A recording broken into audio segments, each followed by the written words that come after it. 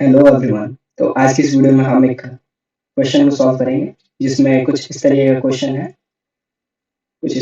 है कि हमारे पास एक मैट्रिक्स दे रखा है और इस मैट्रिक्स में जो भी एलिमेंट्स है तो हमें प्रिंट करवाना है इन एलिमेंट्स को।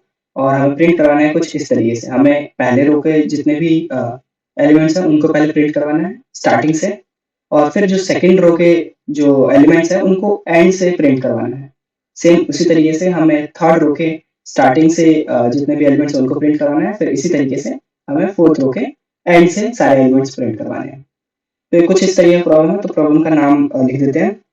प्रॉब्लम का नाम हम बोल सकते हैं प्रिंट रो वाइज, इसको बोल सकते हैं रो वाइज। इसका नाम जो होता है इस प्रॉब्लम का वो कुछ इस तरीके का होता है कि हमें प्रिंट करना होता है रो वाइज। तो अब इस क्वेश्चन को समझते हैं कि किस तरीके से हम इसको सॉल्व करते हैं या फिर किस तरीके से हमारी अप्रोच होती है इसको सॉल्व करने की। तो थोड़ा सा नीचे आया है। तो अगर देखें तो मैं यहाँ पर 4 वेरिएबल मेंटेन करके चलूंगा। एक स्टार्टिंग रो और एक एंडिंग रो, जिसका नाम मैं देता हूँ स्टार्टिंग रो को एस आर से और एंडिंग रो को ई आर से। वैसे ही मैं 2 और वेरिएबल मेंटेन करूंगा, एक स्टार्टिंग कॉलम और एक स्टार्टिंग एंडिंग कॉलम। तो हमारे पास ये 4 वेरिएबल होंगे और पहले मैं इन चारों को इनिशियलाइज करवा दूंगा। तो जो स्टार्टिंग रो होगा उसको पहले 0 से इनिशियलाइज करवा देंगे कि क्योंकि इंडेक्सिंग जो होती है वो 0 से स्टार्ट होती है। तो अगर पहला जो मेरा रो है उसको हम 0th रो बोलेंगे, और इसी तरीके से जो स्टार्टिंग कॉलम है उसको भी इनिशियलाइज करा देंगे 0 से। और जो एंडिंग कॉलम है वो कितना होगा, मान के चलते हैं हमारे पास number of rows and column कितने हैं। नंबर ऑफ रोज मान के चलते हैं m है, और नंबर ऑफ कॉलम्स जो मान के चलते हैं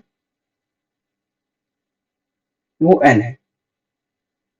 मान के चलते हैं ये नंबर ऑफ रोज m है और नंबर ऑफ कॉलम्स जो है वो n है। तो कुछ इस तरीके से ये हो जाएगा। अब बात करते हैं ये, तो ये जो एंडिंग कॉलम का जो पोजीशन होगा वो कितना होगा। एंडिंग कॉलम हो जाएगा n-1, क्योंकि कॉलम की वैल्यू है n। और एंडिंग कॉलम की बात करें तो इसका जो इंडेक्सिंग होगा जो एंडिंग कॉलम का वो कितना हो जाएगा, ये 0 से स्टार्ट होता है तो 0 1 2 3, मतलब कि अगर फोर्थ की बात करें तो ये 3 होगा, मतलब कि n-1। और उसी तरीके से एक एंडिंग रो होगा जिसका हो जाएगा m-1। तो इस तरीके से हम इन चारों को इनिशियलाइज करवा देंगे स्टार्टिंग में, फिर उसके बाद चलेंगे। अब हमें करना क्या है, तो मैं इनको थोड़ा सा रफ कर देता हूँ पहले इनको।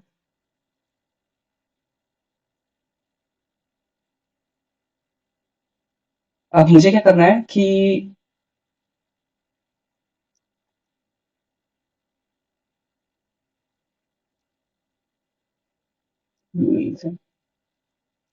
तो देखते हैं, ये रहा अपने पास रो और कॉलम की वैल्यू है। रो कितने हैं 4, कॉलम कितने हैं 4।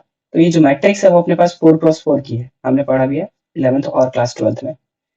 अब बात करते हैं हमें इस रो को प्रिंट करवाना है 0th रो को।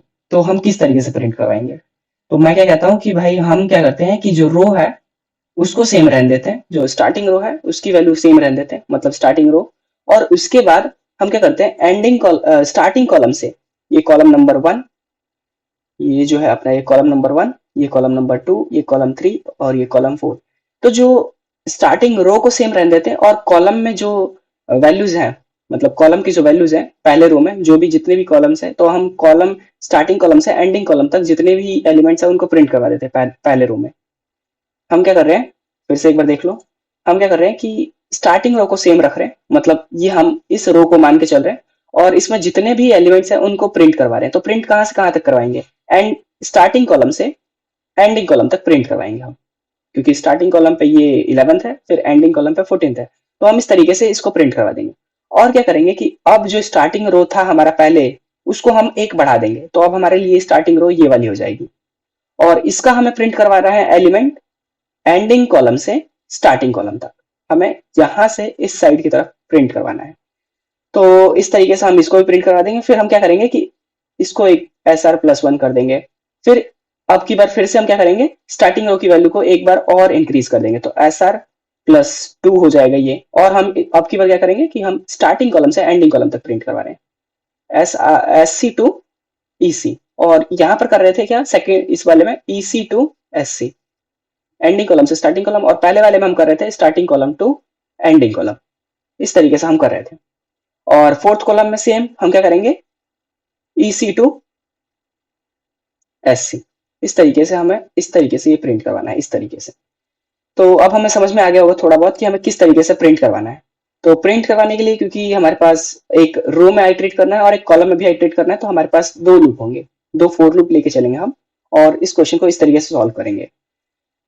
तो हमें प्रिंट कुछ इस तरीके से करवाना है। हम क्या करते हैं, 11 हमें प्रिंट जो इनपुट रहेगा कुछ इस तरीके से रहेगा, और आउटपुट जो रहेगा वो कुछ इस तरीके से रहेगा। 11 कॉमा लगा देंगे, फिर 12 कॉमा 13 कॉमा 14, फिर 24 कॉमा 23 कॉमा 22 कॉमा 21, और फिर इसके बाद 31 32 33 34, और फिर उसके बाद कुछ इसी तरीके से रहेगा कि 34 के बाद हो जाएगा 44, 44 के बाद 43, 42 एंड 41।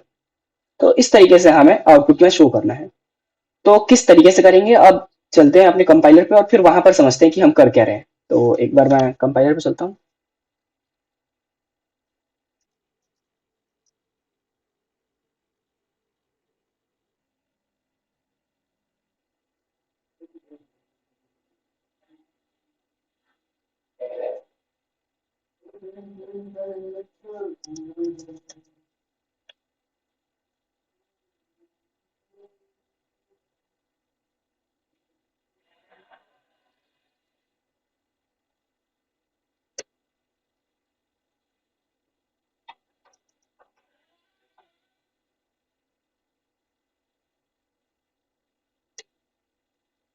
तो अब बात करते हैं इस पे, अपना प्रोग्राम लिखते हैं। तो सबसे पहले तो हम हेडर फाइल इंक्लूड कर देते हैं।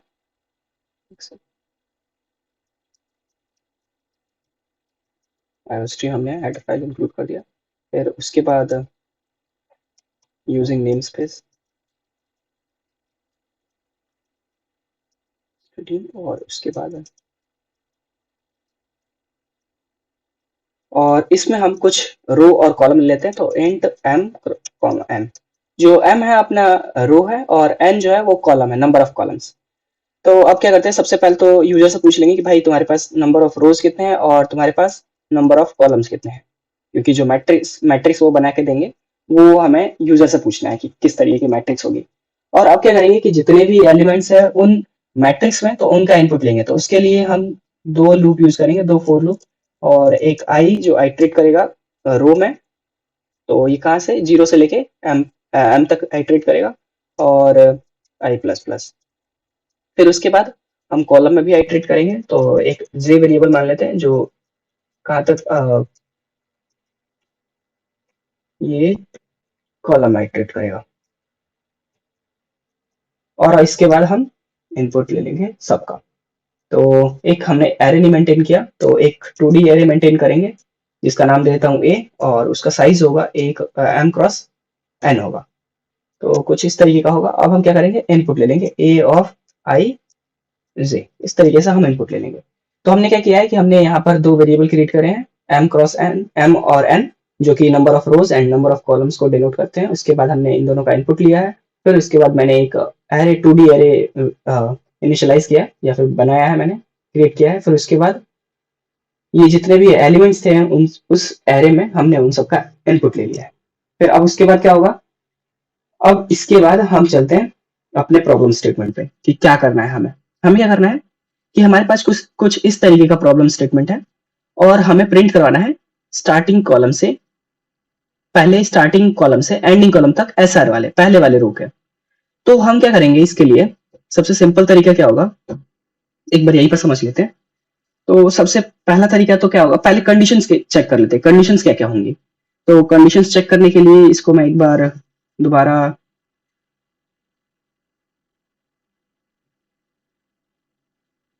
तो मैं यहाँ पर कंडीशंस लिखते हैं। तो देखो हमारे पास कुछ इस तरीके का मैट्रिक्स है, 11 12 13 14, कुछ इस तरीके का मैट्रिक्स है। फिर 24, 23, 22 एंड 21, और इसके बाद 31, 32, 33, 34, कुछ इस तरीके का है।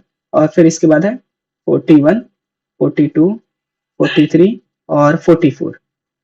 कुछ इस तरीके का अपने पास एक मैट्रिक्स है जो कि 4x4 की है। तो हमें क्या करना है, अब हम कंडीशन चेक करते हैं। हमें पता है कि हमें आउटपुट किस तरीके से लाना है। हमारे पास आउटपुट कुछ इस तरीके से होना चाहिए, जो कि हमारे पास ये रहा आउटपुट दिख रहा होगा। हमें कुछ इस तरीके से आउटपुट लाना है। तो अब हम करेंगे क्या, कंडीशन क्या होगी कि हम चेक करेंगे, हम स्टार्टिंग रो की बात करते हैं। तो स्टार्टिंग रो हम कहाँ से कहाँ तक इसको मूव कराएंगे, ये स्टार्टिंग रो एंडिंग रो तक, मतलब कि हम कुछ एक कंडीशन लगा लेंगे कि जब तक स्टार्टिंग रो की वैल्यू, हम स्टार्टिंग रो की बार बार वैल्यू बढ़ा रहे हैं, और बढ़ाकर कब तक हम बढ़ाएंगे। स्टार्टिंग रो हमने यहाँ पर रखा पहले, फिर ये जितने भी एलिमेंट्स थे इस रो में हमने प्रिंट करवा दिए, फिर स्टार्टिंग रो की वैल्यू को प्लस प्लस करके इंक्रीज कर दिया। फिर हमने इसको क्या करेंगे, हम यहाँ पर स्टार्टिंग रो है हमारे पास, हम फिर क्या करेंगे, स्टार्टिंग रो की वैल्यू को इंक्रीज करके इसकी वैल्यू को, जितने भी इस रो में एलिमेंट्स है उनको प्रिंट करवा देंगे। फिर क्या करेंगे, फिर से स्टार्टिंग रो की वैल्यू को फिर से इंक्रीज कर देंगे। और ये हम स्टार्टिंग रो को कब तक इंक्रीज करेंगे, जब तक कि स्टार्टिंग रो एंडिंग रो के बराबर या फिर उससे छोटी ना रहे, तब तक हम बढ़ाते रहेंगे। तो एक कंडीशन तो हमारे पास ये रही। दूसरी कंडीशन हम क्या करेंगे कि हम एक लूप लगाएंगे जो कि कहां से कहां तक प्रिंट कराएगा। पहला चीज ये वाला, अगर इस रो को प्रिंट करवाना है तो मैं एक फोर लूप चलाऊंगा, जो एक वेरिएबल आई लेके चलूंगा, आई, जो कि कहां से चलेगा, स्टार्टिंग कॉलम से। पहले वाले रो की बात करें, सिर्फ पहले वाले रो में, पहले वाले रो की, तो स्टार्टिंग कॉलम से कहां तक चलेगा, एंडिंग कॉलम तक चलेगा। और आई की वैल्यू आइट्रेट करवानी है तो बढ़ा लेंगे एक, इस तरीके से ये बढ़ता रहेगा। फिर इसके बाद हम क्या करेंगे कि कुछ एक एरे है जो अपने पास, एरे ए जिसका हमने नाम दिया था, ए कुछ भी नाम रख सकते हैं। तो उसमें क्या रहेगा कि स्टार्टिंग रो की वैल्यू को तो हम सेम रखेंगे, और जो जे वाली वैल्यू, मतलब कॉलम वाली वैल्यू चेंज हो रही है। तो चेंज कहां से कहां तक हो रही है, स्टार्टिंग रो से, स्टार्टिंग कॉलम से एंडिंग कॉलम तक पहुंच रही है। तो स्टार्टिंग कॉलम से एंडिंग कॉलम तक हमने आइट्रेट करवा दिया। तो इस तरीके से हम जितने भी ये एलिमेंट्स है पहले रो के, उनको हम प्रिंट करवा देंगे सी आउट करके। इस तरीके से हम प्रिंट करवा देंगे। तो इसी तरीके से हम प्रोग्राम लिखेंगे। तो चलते हैं पहले अपने कंपाइलर पे, फिर वहां पर चेक करते हैं कि क्या है। तो सबसे पहला अपने कंडीशन होगा वाइल कि स्टार्टिंग रो की वैल्यू को, starting row should be less than और इक्वल टू एंडिंग रो, इस तरीके से होना चाहिए।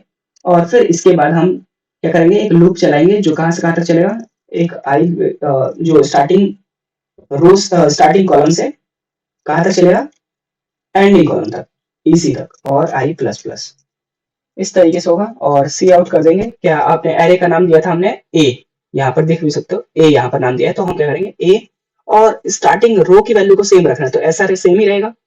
और जो कॉलम वाली वैल्यूज है वो चेंज हो रही है, तो वो चेंज हो रही है तो हमने आई में उनको स्टोर कर ही लिया है। तो इस तरीके से हम कर देंगे।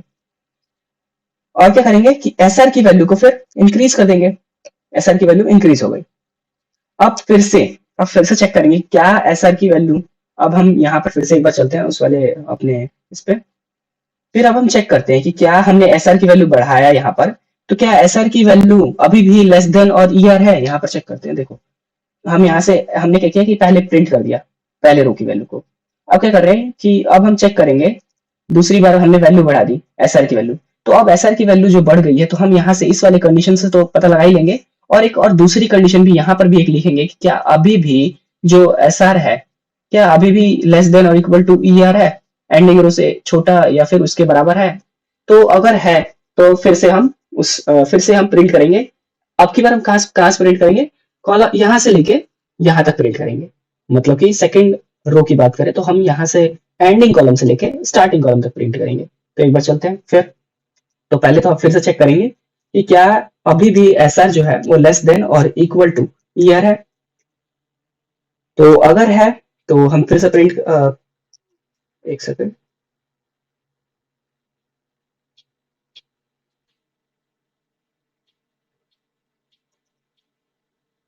तो अगर ऐसा है तो हम क्या करेंगे, और enter z is equal to, आपकी बार हमें कहां से प्रिंट करना है, इस एंडिंग कॉलम से, और should be greater than starting column, हाँ ठीक है।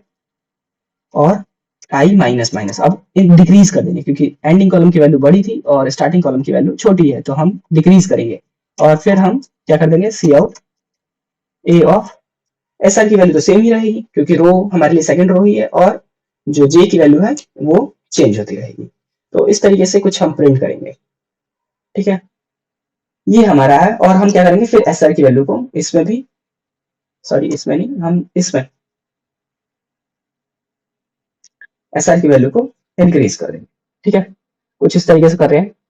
अब हम क्या कर देंगे कि अब हमारा सारा काम हो गया है, अब हम रिटर्न करवा देंगे, ठीक है। अब हो गया है, अब हम चेक करते हैं अपने प्रोग्राम में कोई एरर तो नहीं है, तो एक बार डाल देते हैं साइज कितना है आपने, 4 का हमने एक मैट्रिक्स लिया जिसमें एलिमेंट्स है 2 3 1 3 6 4 5, एक सेकेंड, 4 5 6 9, फिर 9 8 7 और 6, और फिर उसके बाद 3 5 9 और 6। इस तरह के कुछ आपके पास मैट्रिक्स है। अब चेक करते हैं आउटपुट क्या आ रहा है। तो S R was not declare, अच्छा हमने इनको पहले डिक्लेयर नहीं किया और इनिशियलाइज भी नहीं किया, तो सबसे पहले क्या करेंगे कि हम एस आर और जो भी ई आर है, हमने जो चारों वेरिएबल मेंटेन किए थे तो उनको पहले डिक्लेयर करना होगा। तो एस आर जो 0 को इनिशियलाइज करवा दिया और एक and starting column S C उसको भी हम 0 से इनिशियलाइज करवा देंगे। फिर एक हमने एस सी किया था, एस सी कह रहा हूँ ई सी, जो कि n-1 हो जाएगा कॉलम, और एक हमने किया था क्या कहते हैं, एंडिंग कॉलम हो गया, स्टार्टिंग रो और एंडिंग रो, तो हमने मेंटेन किया था ई आर जो कि m-1 हो, ठीक है। अब चेक करते हैं कुछ और तो इशू नहीं है, देख लेते हैं एक बार यहाँ पर, नहीं, ठीक है। आई वॉज नॉट डिक्लेयर, कहाँ की बात हो रही है आई, तो हमने यहाँ पर आई कर दिया है, तो हम इसको जे करेंगे, ठीक है। एक बार हमने यहाँ पर वो नहीं किया है, ठीक है। अब देखो कुछ इस तरीके से, तो ये तो गलत आ रहा है, चेक करते हैं हम हमने किया क्या है। तो जो एरर आ रहा है वो यहाँ से आ रहा है कि हमारे पास जो ये एस आर है हमने इसको लूप के अंदर ही कर दिया, तो इसको हमें बाहर करना होता है।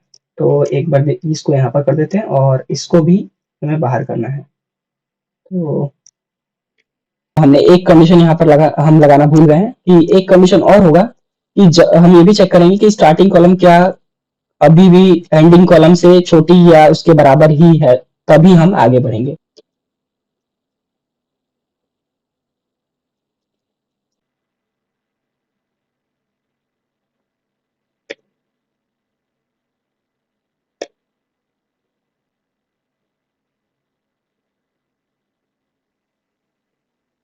तो जो ये हमने जो भी कुछ किया है यहाँ पर, इसमें एरर आ रहा है कि हमने इसको क्या किया है कि यहाँ पर देख लेते हैं। तो जो हमारा ये एरर आ रहा है ये कुछ एक्स्ट्रा आ रहा है, ये कुछ हमने जो इनिशियलाइज किया वो गलत किया है। तो अगर मैं यहाँ पर देखूं, एस आर को हमने 0 से इनिशियलाइज करवाया है और ई आर को हम एम से नहीं करवा सकते, क्योंकि 0 से लेके ये एम तक गिनेगा, मतलब इसके लिए 5 रो हो गई। और यहाँ पर भी देखेंगे तो एस सी जो है वो 0 से लेके एन तक है, तो ये 5 कॉलम हो गए। तो इसको क्या करेंगे, n-1 कर देंगे और इसको भी m-1 कर देंगे। और फिर इसी तरीके से फिर हम यहाँ पर भी क्या करेंगे, ये तो ठीक है हमारे लिए एस सी से लेके ई सी तक, और यहाँ पर जो है ई सी से लेके एस सी तक प्रिंट करेगा, ठीक है। और कुछ एक्स्ट्रा नहीं। अब रन करके चेक कर सकते हैं, तो अब रन करते हैं, देख सकते हो 2 1 3 6, अच्छा ये 6 नहीं प्रिंट हो रहा है, तो 6 इसका मतलब कि हम पूरे एंडिंग कॉलम तक नहीं जा पा रहे हैं।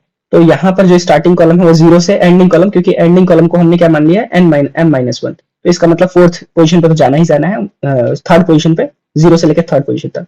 तो ठीक है, हमें बराबर भी होना चाहिए, इज इक्वल टू, और यहाँ पर भी ठीक है। अब ठीक है, चेक करते हैं एक बार, तो देखते हैं 2 1 3 6, फिर 9 6 5 4, फिर उसके बाद 9 8 7 6, एंड उसके बाद 9 8 7 6, और फिर उसके बाद 6 9 5 3। तो ये हमें प्रिंट करवाना था, जो कि इस तरीके से प्रिंट हो रहा है। तो आप देख सकते हैं ये रहा अपना प्रोग्राम, और मैं इसको बड़ा कर देता हूँ, ठीक है। ये रहा अपना प्रोग्राम, और कुछ इस तरीके से हमने क्या किया, पहले पहले हमने डिक्लेयर किया है ये सब कुछ, जो भी एम और एन जो कि रोज और कॉलम्स थे। फिर उसके बाद हमने ये एम एन किया, जो भी एक एरे मेंटेन किया है, फिर उसका साइज जो है m क्रॉस n है। और इस तरीके से हमने जितने भी एलिमेंट्स थे उस मैट्रिक्स बोल सकते हैं या फिर टेबल बोल सकते हैं, तो उस टेबल में जितने भी एलिमेंट्स थे हमने उनका इनपुट लिया है। फिर उसके बाद हमने 4 वेरिएबल मेंटेन किए थे जो कि पहले से इनिशियलाइज कर दिया हमने, और फिर उसके बाद उसका किस तरीके से किस तरीके से उसका आउटपुट शो करना है वो ये रहा तरीका, तो जो कि हमने देख लिया है। तो ये था हमारा प्रोग्राम। Thanks for watching.